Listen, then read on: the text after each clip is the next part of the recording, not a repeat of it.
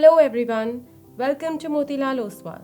A question that keeps coming up in your mind as an investor is whether I should invest a lump sum amount or go for SIP, that is, Systematic Investment Plan.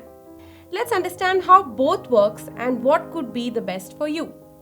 Let's get straight into the video. One of the biggest advantages of investing the SIP way is that it gets you into the habit of saving frequently. Banks allow you to set up an automatic investment instruction at a frequency of your choice. Through the SIP mode, you can invest as little as Rs 500 in a mutual fund scheme, depending on a pre-specified interval. In SIP, since you make the purchases during different market cycles, the cost per unit is averaged out over the overall investment horizon.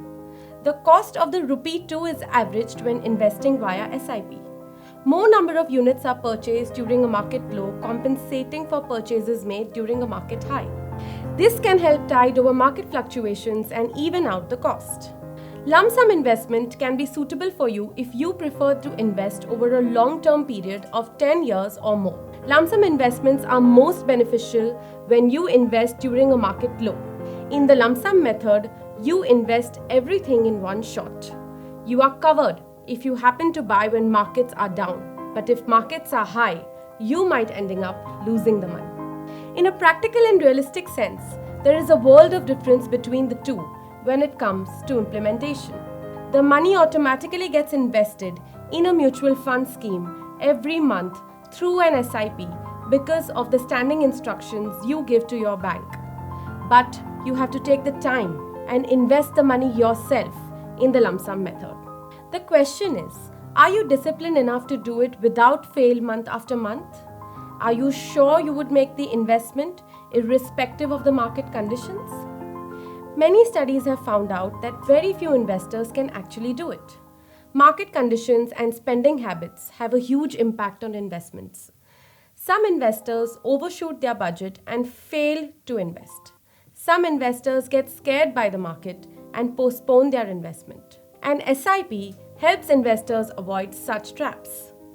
The types of return that you need to understand before making a lump sum investment are absolute return, total return, annualized return, point-to-point return, trailing return, and rolling return.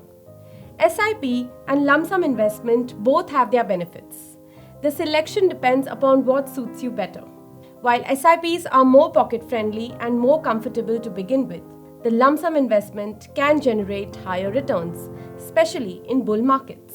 But do note that making the best use of lump sum investment requires significant knowledge and experience.